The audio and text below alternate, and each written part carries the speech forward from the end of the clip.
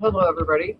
This is Nanette Kennedy with Humanities Team and Evolution Revolution, and we are reading um, Friendship with God by Neale Donald Walsch, and we're on page. What page did you say? Because mine doesn't say the pages. 370. Okay. All right. And I guess we should just go ahead and get started, and everybody go on mute unless you need to say something. Yeah, I just want to say hi to MG. I haven't met him before. Hi, MG. Oh, 1 second. Can you hear me okay? I can hear you. Yeah, nice smile. Oh, thank you. Well, hey guys, long time, Nanette, and nice to meet you, Joyce. And I saw Angela. I'm just new with all this whole Zoom stuff, so nice to see you too, Angela, as well. Where are you, MG? Welcome. Where am I? I'm in London. Okay, welcome. Oh, thank you. Welcome back. Nice to be here. Whereabouts are you in London? Like southwest. So it's probably a place. It's like Teddington. I don't think you'd have heard. It's way out, like 10 miles from the center. So it's not a place that most people know. Is it near the West London University? I don't even know the West London University. It may be. It may be. Probably not. My granddaughter is finishing her third year there. Oh, cool. Yeah. Cool. Yeah. Thank you. Thank you. Okay, Linda, where were you? All right. Okay, let's begin. Okay. This is Friendship with God, an uncommon dialogue, and Neale is speaking. But you still haven't resolved the dilemma. If I'm one with everything, what about swatting the mosquito? What kind of change do you choose to create in that part of yourself that you call the mosquito? That is the question you're asking. And that is the implication of the we are all one wisdom. You are changing the part of the all that you call the mosquito. You cannot kill the mosquito, do you see? Life is eternal. You cannot end it. You do not have the power to change your form. You do have the power to change your form. As in your popular science fiction entertainment, you might call yourself a shapeshifter. Yet know this, all of consciousness acts together. In the highest sense, it is impossible for one of you to have dominion or control over another. Every aspect of divinity has co-creative control over its destiny. Therefore, you cannot kill a mosquito against its will. At some level, the mosquito has chosen that. All of the change in the universe occurs with the consent of the universe itself in its various forms. The universe cannot disagree with itself. That is impossible. Somebody needs to go on mute, please.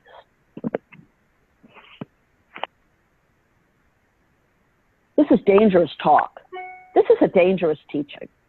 People could use this to say, well, then I can do anything to anyone I want since they've given me their permission. After all, they're co-creating it with me. It would be behavioral anarchy. You already have that. Life is what you call behavioral anarchy. Do you not see? You are all doing what you want, when you want, how you want. And I am not stopping you. Are you not seeing that? The human race has done what it has called hideous things, and it has done them over and over again. And God is not stopping it from doing so. Have you not ever wondered why? Well, of course I have. We all have. We've cried out in our hearts, God, why are you allowing this? Of course we have asked.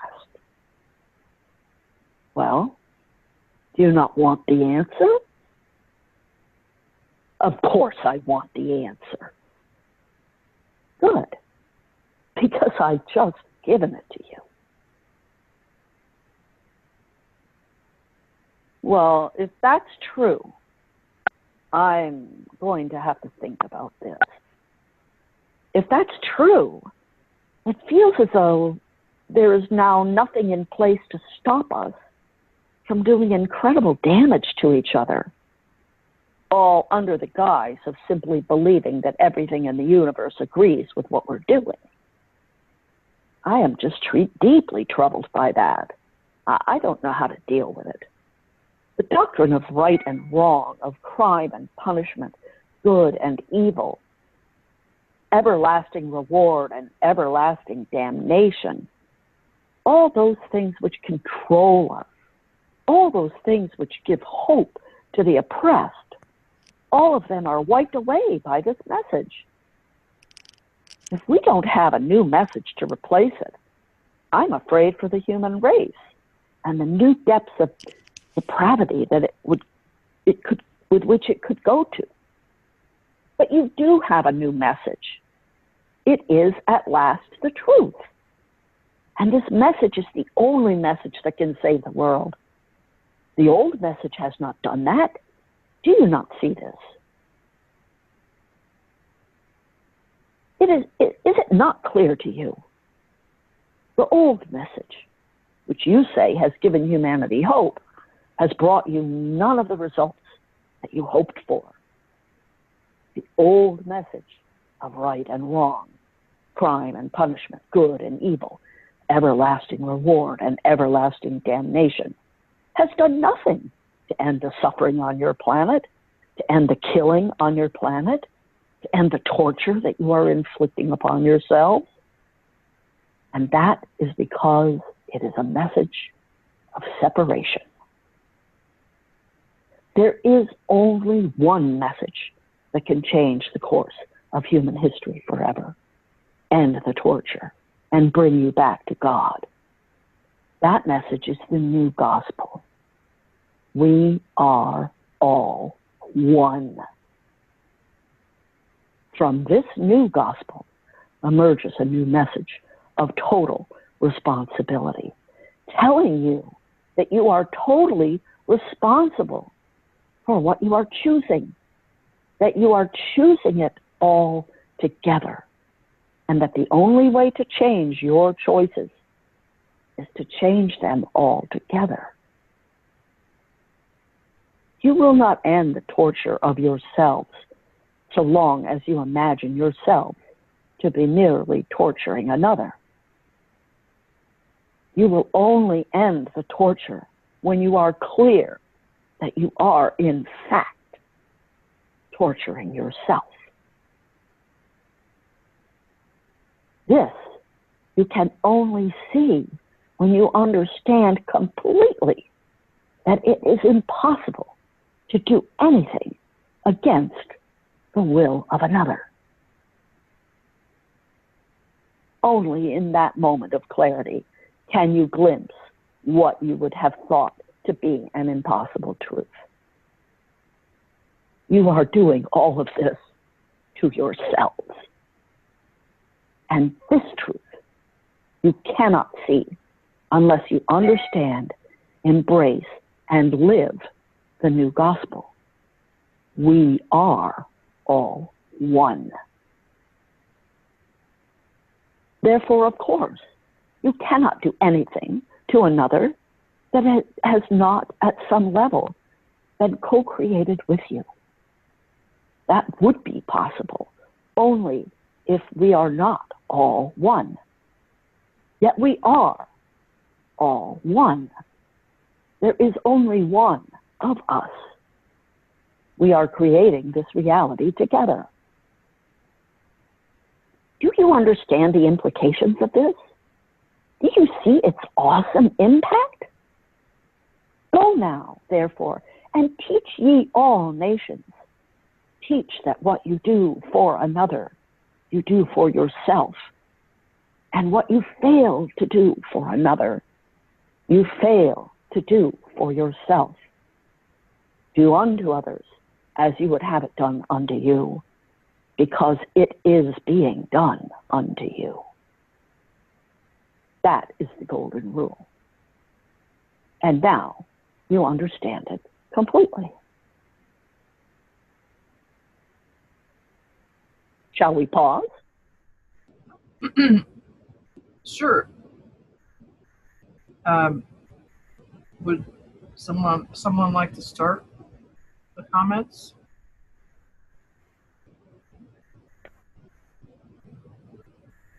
I'll start it. It sounds so beautifully simple. And isn't it beautifully complex to effect a concert of all of us together, is what I hear Donald Walsh saying, that we have to work together. It's a little bit bigger than just meditating in my meditation room, right? Mm-hmm. I mean, that's what I'm getting from it. So,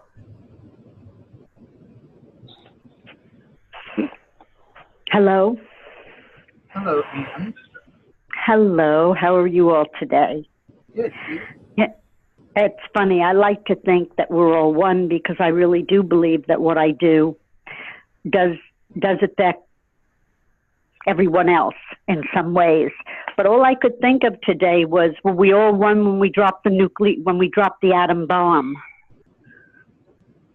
You know, when I was thinking, I don't know why war popped into my mind, but, you know, I guess it brings up the topic of separation or unity.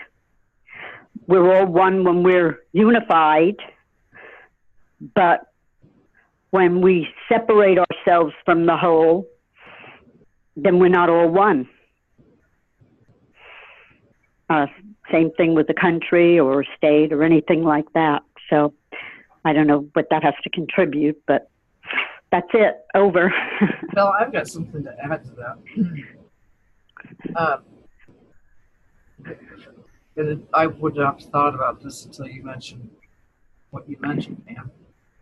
Yeah. But one time when my son, who's 23 now, he and I were on a road trip, and we bought a book about World War II. And because he is really interested in history. And anyway, we read out loud. Obviously, I was driving, so he was the one reading. But I remember thinking about this then, because it wasn't that terribly long ago.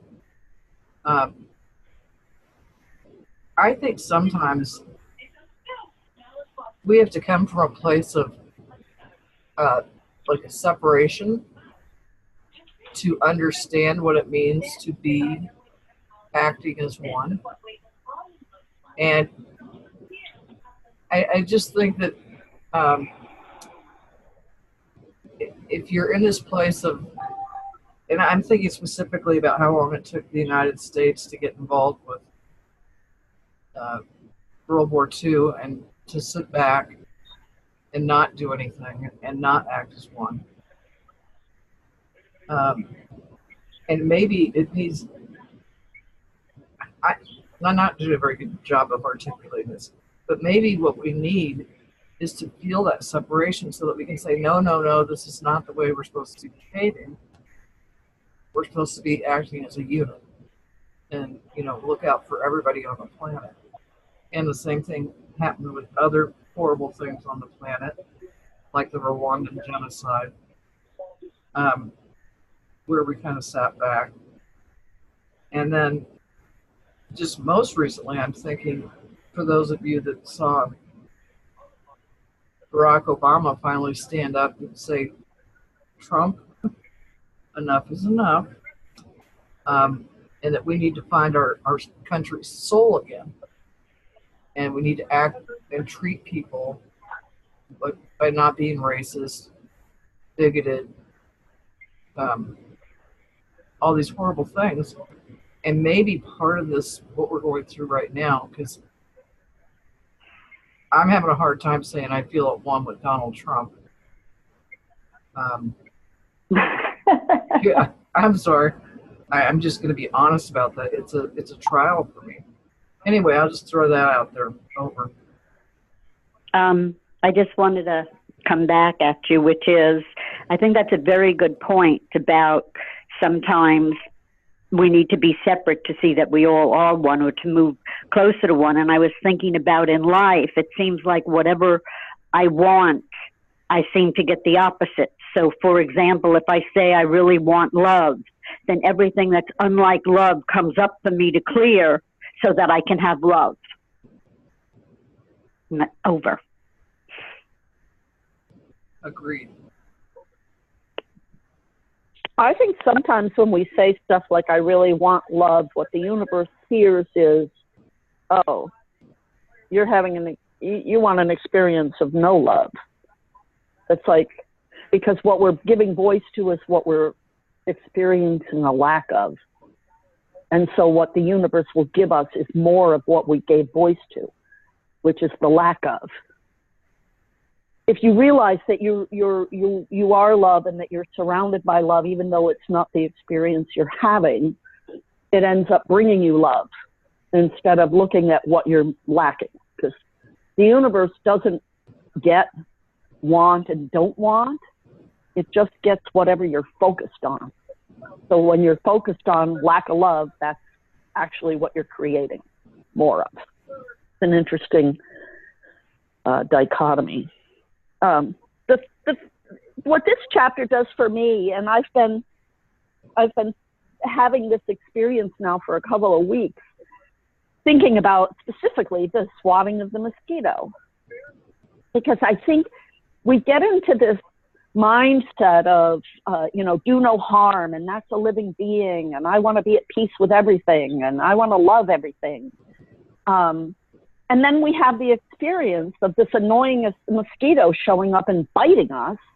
And quite often we react from our wiring, which is to swat the mosquito, to kill the mosquito. And then if you're in this mindset, oh, I'm supposed to be love and I'm supposed to be peace, and now I've just destroyed this life. But like God says in this chapter, it's a co-creation. So really getting into the head of the mosquito and realizing that the mosquito had a choice. The mosquito didn't have to come land on us. It could have gone somewhere else. And so there's a responsibility on the part of the mosquito for being swatted, because they came and created the situation. And I think sometimes when we get into this, we're all love and we're all one, we think that, that we judge ourselves when we judge ourselves for failing if we swat a mosquito and kill it, or we kill a spider. And this chapter for me just takes us to that place of, hey, we're all in this together, and you can't destroy anything anyway. And so be in that moment and make your choice. Maybe you swat, maybe you don't. But whatever you choose, it's a cooperation. It's a joint venture. Over. Yeah, can I say something? Can you hear me okay? Yeah. Yeah, I think that's a really difficult one that I've thought about a bit, like with the mosquito being swatted and stuff, because like by that same rationale, then like it's the same as saying the man or woman who got murdered, chose to be murdered. And, if you're a family member of that person, I think it would be, kind of hard to, at least initially, just acknowledge that. And I think that's part of us being a human being, being both, human and being. And not kind of getting stuck in one. It's almost like two channels on a TV, which are both broadcasting simultaneously. And who do you tune in to be? Because a lot of the time, in fact, I would say most of the time, I tune more in like I'm 90% human and maybe 10% being. So the being is the one that's always connected to God and can see the bigger picture at the peak of the mountain, that can see that the murderer and the murdered are all one, and whatever needed to happen for a bigger picture, for someone to learn something or other. But it's a tough one to grasp, that, isn't it? Because the human, which we all are at the same time, as well as the being, it can be a bit of a tough one to play with, I think, that subject. And it's, I've given it a lot of thought, which is maybe the wrong thing to do, because what are thoughts at the end of the day? But yeah, I find that one that, I think for me, I find it very hard to put like a conclusion on that one. I don't know if anyone else is the same on that, but it's a tough one. That's one of the tough things in that series of books, I think. Love the books, of course. Love Neil, but I just think that's a and I agree and I disagree. Just I guess it depends on who I am in the moment. Who am I in any one moment? And my mind can change on it. That's the human part. The human part, yeah. Because I don't think any of us claim to see walking on water or in perfect conjunction with everything we've read, or connection maybe. Because I was thinking about in India, and I think possibly Pakistan, a lot of people walk around with a little broom in front of them so that they don't step on any bugs. And I'm not that advanced yet. Well, I have in here somewhere a spider catcher, so I think I'll try and is it around here somewhere? It's the coolest thing ever. So I'd like to think I'm a bit more advanced, right? This is the best thing ever if you're scared of something. It brushes it up and you can just release it out and it runs away, not a single leg damage, because I felt bad about 7 or 8 years ago when I had to kill a spider. I had to take a shower, and so ever since then, the spider catcher. So there you go. I guess I'm kind of trying to do my bit there at least. I won't show you my electric fly swatter. I've got one of them too. The human me's got one of them somewhere in the closet somewhere. So, but that one's nearer to hand, which is, I think, got to be a good thing, right? So. Yep. No, I've seen that product before that you just shared with us. And, I don't have to add it, honestly, but it's a great product. But my brother, who lives in the finished basement downstairs, is got a real problem with the giant wolf spider, and I'm going to suggest he gets, what is that thing called? What, this thing? The Yeah. spider. Well, I guess it's called Spider Catcher everywhere. Here it's called the Spider Catcher. On Amazon it's like £10 or something. Okay, got it. Oh, I just wanted to come in here. This is hilarious. I love it. What I want to say in terms of what you're talking about, Mike, and Nanette, the complexity of co-creation, which I find is a growing part for me personally, whether it's leading in a good direction, I don't know, but I've changed my conversation with my ants. Did you all know that? When I have an army of ants in my house, I say to them, guys, this is not working. You know this isn't your house. I know it's not my house. And I'm going to have to wash you down my sink now. So I've learned to make it co-creation with the ants or with the mosquito or with the spider.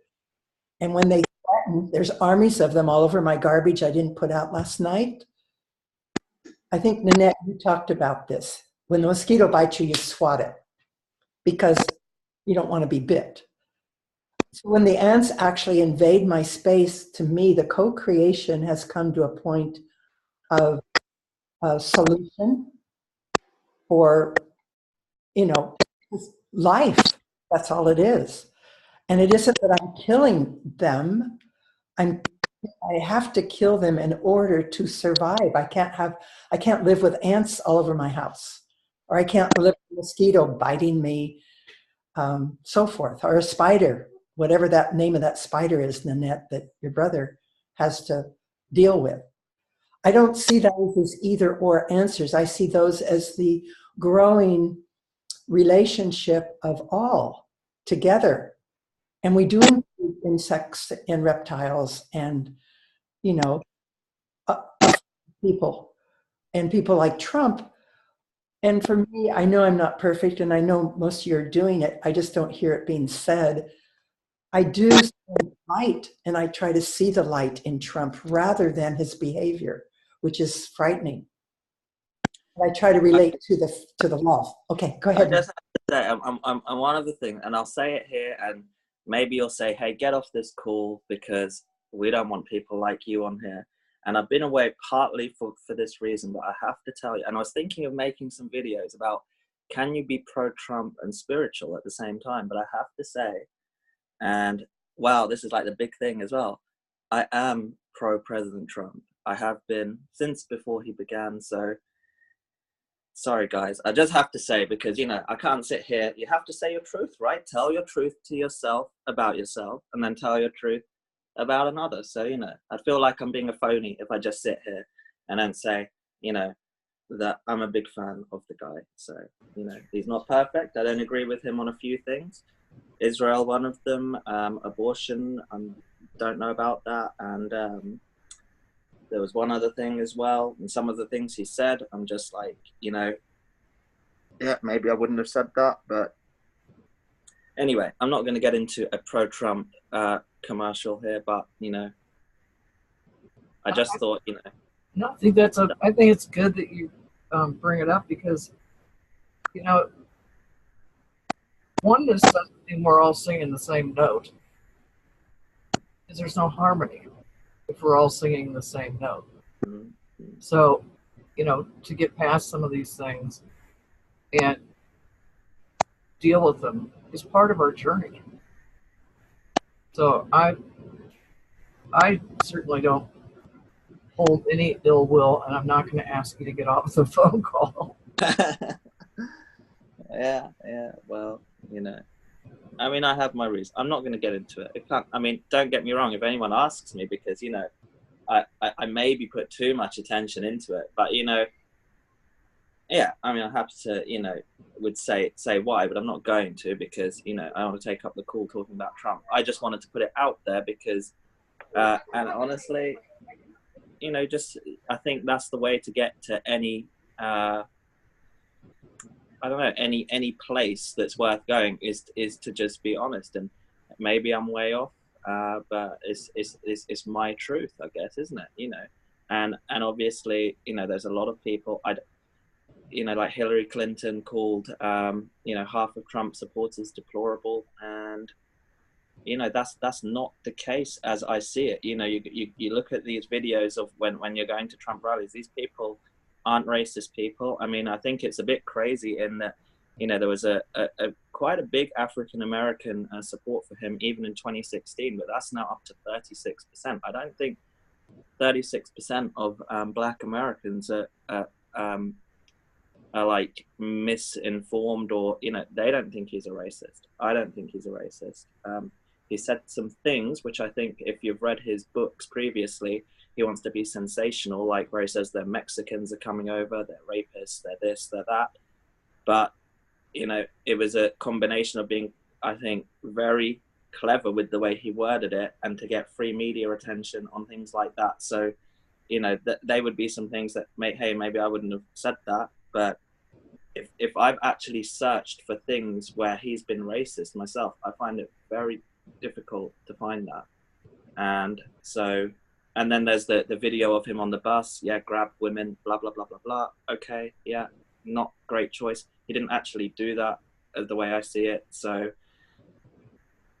anyway, not the nicest of things to come out, but they would be the first things that people, if I ever have this discussion when I'm out, they would say, oh, but he said this, and he said this. And it's just, okay, well, I just thought, you know, say my position on the big things that people object to him about. So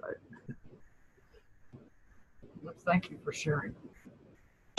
no worries. But I believe we're all one, right? I believe I'm one with Hillary Clinton and Obama and all of those guys too. So, you know, the tough subject being pro-Trump and spiritual, my God. Anyway, I'm going to put myself on mute. I'll just say that I think, Mike, you'll make our calls even richer by being present and being pro-Trump. I was happy that Trump became president, but I didn't want Hillary Clinton to be president. But I'm not pro-Trump, but I'm not anti-Trump either. I don't really know enough to have an opinion as such. But I do think, I'm glad to hear, it's great to see you here, and I think, like I say, our calls will be even richer from your presence. Well, Yes. Thank you very much. It's very nice to hear that, Angela. I agree. It's great to have you back. Thanks, guys. I agree. Oh, well, thank you. See, I feel like I've just said the worst thing ever, and you guys are still so nice, you know, but I just had to say, you know. But anyway, I'm going on mute, but thank you so much, guys. It's really nice to hear them. Hey, you know, we all created this, right? That's what co-creation is. So even the people who claim they don't like him, who claim they don't support him, if everything is consciousness, if nothing exists other than consciousness, and that consciousness is all one, then we all created him and we all play a role in every moment that exists, with or without him. So, you know, good on you for speaking up, because I think that the real challenge that the planet is in right now is it's a redefinition of our values, right? Like, even the values that elected Obama had problems. All these values trying to come together have challenges. And that's what we're in right now, is a redefinition of our values. And I think ultimately we end up realizing that because we're all one, in the end, our values will end up being the same. Doesn't look like it at the moment, but that's the co-creation. That's part of the journey. Well, even Exactly. You know, I've heard people that are so vehemently against him say, well, you know, just again, you know, let's just say we were all on the same page. One thing we can say is his election has woken things up. Like somebody said earlier on the call, that when I want love, everything unlike love turns up. Well, you know, America, you know, and a lot of the world has been, you know, in a lot of pain, not just, you know, financially or poverty and all this stuff, but just like deep psychological pain that everyone's going through. And like, you know, in moving towards, you know, the one, whatever that we're moving towards, I don't know, whether that's space or the stars or whatever, people have woken up one way or the other in whatever, you know. I think in any way, because I mean, look at the CWG books, look at book 2, for example, and look at the New Revelations. Those books are heavily focused on, look at the 1,000 Words That Will Change the World document. Those were way before Trump, right? And especially book 2 and the New Revelations. And those books are both saying that there's a massive problem, that we cut 17 children. I don't even remember the stat. It's not a nice stat. I think it's 17 children an hour or something are dying. Like, you know, big problems in the world. And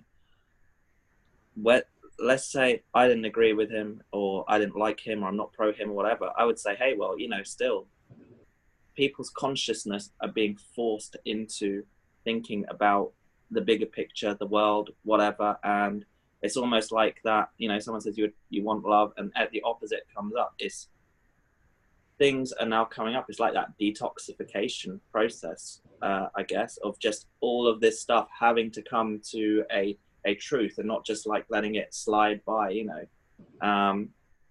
So I think, and whatever part of the fence you sit on with it, it is you know, it's got to be a good thing when people are talking about it and people are talking about who's in charge, and there's a focus on Washington, or there's a focus on, I don't know, Whitehall over here or whatever. You know, it's good to have a focus on that, you know, because let's say he's a bad guy, let's say he's a racist, let's say he's a dictator and he's going to start war with whoever. I mean, now's the time that, you know, we can do something about that. I mean, I personally am not of that belief, but, you know, anyway, I keep saying I'm going to put myself on mute. Honestly, I'm honestly going to put myself.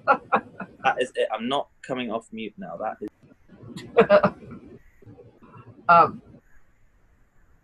I think you bring up some good points, and if you're focusing on things like love or the positive, and not saying I need it or want it, whatever, it's also an eye-opener to go through gratitude for the love you do have, gratitude for the peace you do have. And I'm going to say over because I know Sarah wants to say something. Over. How did you know that? I just wanted to come back to the mosquito again and what you and Nanette said right at the beginning. And for me, the point is that you can't kill the mosquito. It's like we're in a Star Trek situation almost. It says here science fiction almost. But if we hadn't have had the experience of all the different viewpoints, then we couldn't take this end point that actually we can't kill any of us because we're all one and we're all eternal. So whatever choice we make about how to deal with a mosquito, we're trying to make the best possible choice in the best possible version of ourselves. We can't kill it. Over. Very good point. And I think one of those things is that for a lot of us, swatting a mosquito on our arm, it's not even something we think about. It's like, I don't want a mosquito bite, you know, and so it's kind of a knee-jerk reaction. And as Joyce was saying, you know, she can't let the ants take over her home. And, you know, I have gotten better about releasing spiders. I'm not great about them because I kind of got a little bit of spider phobia. What the heck was that? Anyway, I have this rule that if you're in my space and I can get you out without having a heart attack, I'll get you out. If I can't, I'm not going to, you know. Like right now I've got 9 cats in my house and I probably have 50 mice. You know, I got to fire my cats. But anyway, I digress. Somebody else want to add?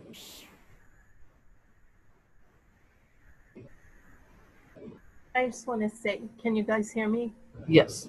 Okay, I just want to say the kind of obvious thing that chapter made me think about, which is, well, there's this line from a poem, we are all molecules in the body of Christ. And if we really had that sense that we are all one and that what we do to another, we're doing to ourselves, you know, the obvious thing, how different the world would be.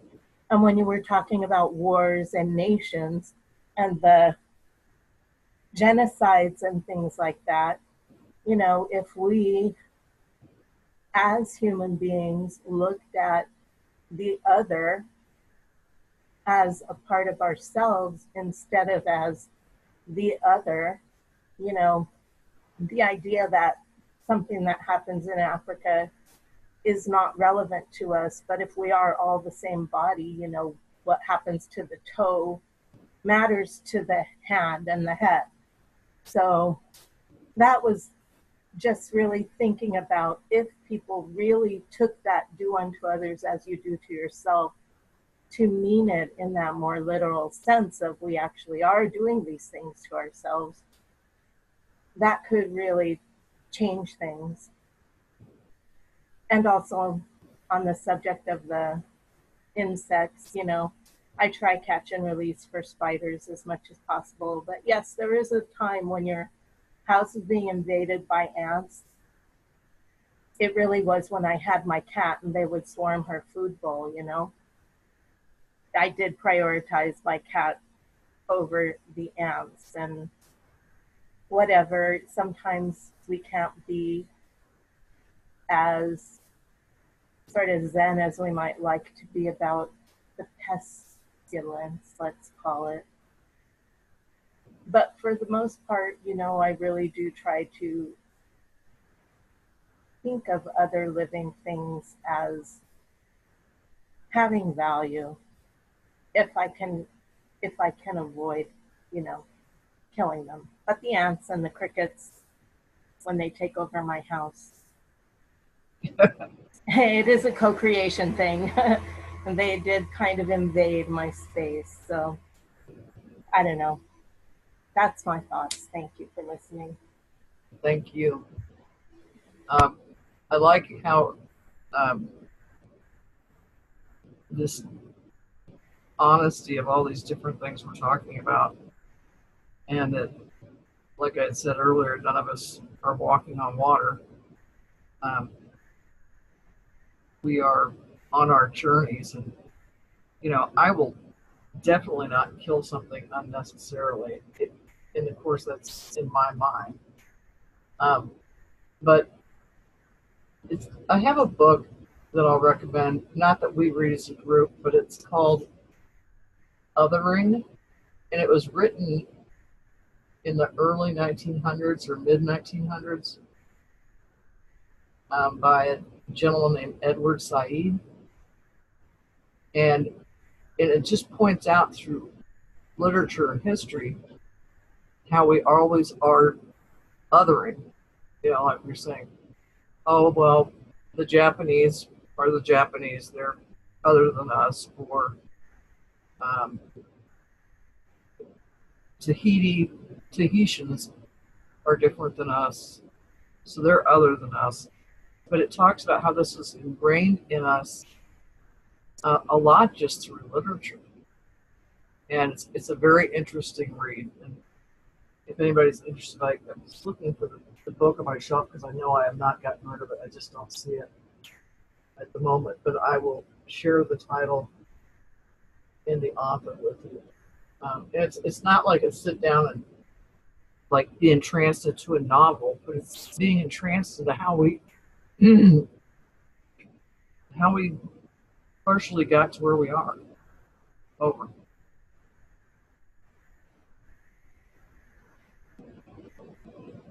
Have we got to the bit in the book where he mentions Marianne Williamson? Because you know I'm the big fan. I have to bring her name up. Have we got to that part? Yeah. I think we'd all remember because he says I was in bed with Marianne Williamson, and you're yes, like, what? yes. Okay. Yeah. She talks a lot about obviously the whole the cell, because that chapter was largely talking about a collective consciousness coming together, and when people come together, then that's where the real power is. And when the cell in the human body, the healthy cell, and I'm just quoting her here because it's such a great analogy in the way she uses it, is it realizes it's part of the collective, and the cells all work together harmoniously and do their thing. It's only when the cell thinks it's separate, or not that it thinks it's separate, but it acts in a separate way, is the cancer cell, right? Where the cancer cell starts not acting harmoniously with everyone else and acts in a way where it says, well, I'm going to look out for me, and I'm going to make my own colony over here. So I just thought that was a really great analogy that she uses in terms of the cancer cell and all that. But I think with like holistic therapy and stuff like that that's happening now, they're realizing that, before what I would call, really bad people in the past, whether it's Hitler, whoever, they would want to cut out the cancer. And now we're getting to an age in medicine where I would call the medicine I like, at least, where they're saying we don't want to cut out the cancer. Maybe we want to send love to the cancer, or we want to put in just great stuff into our body, whether it's, I don't know, kale juice every day. We just want to love it out almost, So I think that's very much like with groups of people that maybe we don't agree with or whatever, that is to always send love. Somebody else talked about a body part. What were they saying? Someone else on the call, where we're all one, and it's like another part of our body or something. And if my foot's aching or something, I don't get, or if I kick my foot on the table or something, I'm not going to get really angry with my foot. I'm going to just put something warm or do whatever, or something cold. That's an act of love towards that, because it's part of me. And I think when we can act like that, or even send those vibrations collectively, because when we come together, I think Neil talks about that, especially when he's talking about James Redfield, Celestine Prophecy author. He talks a lot about that, and he's quoting him in regard to that too.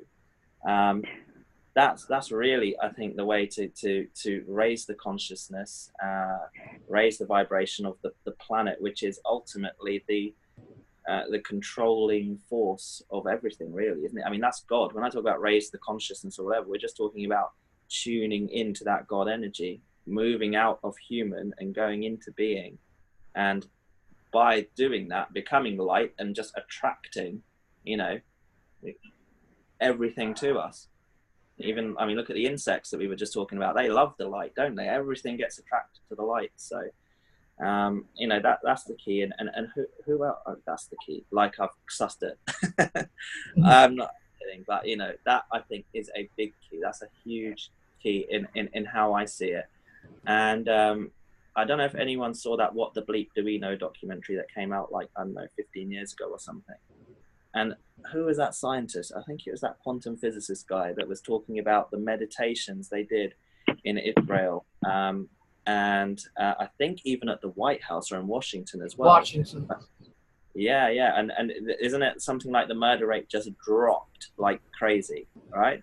Dramatically. I mean, this is like, science is showing this stuff to actually, it's not even like some, weird spiritual whatever books we're reading, and we're a bit like, if we talk about, we're all one, when I go to work, they're going to look at me funny. I mean, this is like science actually from a long time ago now saying this. So, and this is it, isn't it? Where the golden age, where they're meeting together. So, yeah.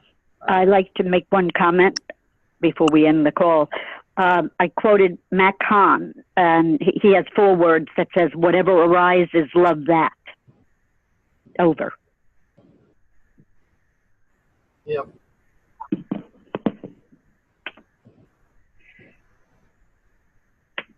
May I do the meditation in the last 5 minutes remaining? Sure. Does anybody else have any final words before Shavana does that? Okay, Shavana, take it away. Lord God, we are you, every form of being, animate or inanimate, visible or not. And you are love and light and kindness. That is the glue which binds the universes. So, like the insects, like the ants that Joyce was talking about, or the spiders that Mike mentioned, it doesn't matter what the gadget is, because the gadget is also you. There is nothing which is not you. So as conscious beings, help us to look within with love at our own magnificence, because once we recognize our own light and beauty and love, when our consciousness turns outward, everything starts to look better. So just funnel your love into us, because as a group, our only desire is to love ourselves as conscious beings. And this is the light that our group is radiating across the universes. Amen.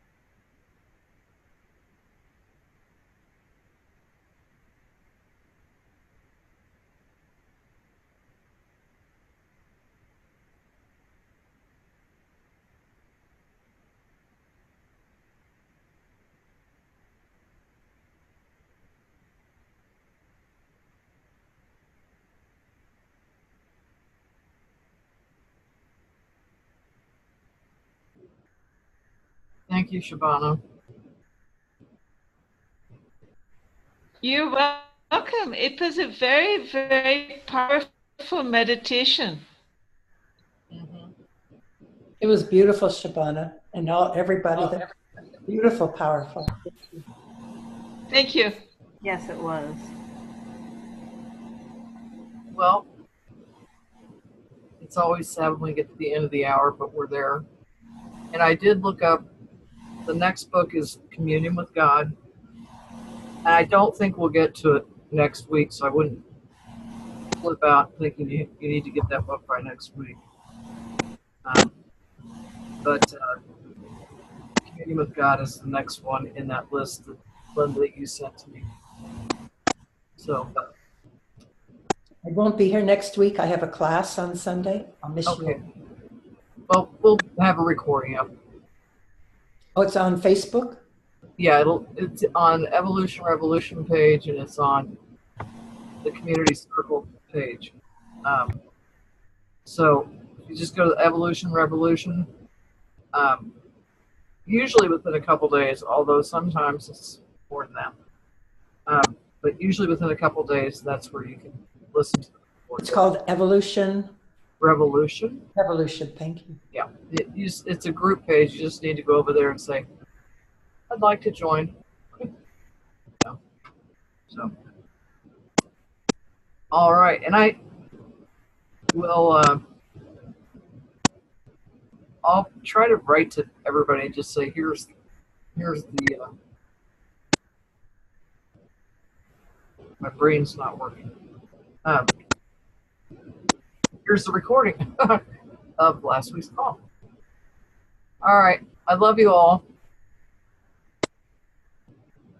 And I thank you for being here.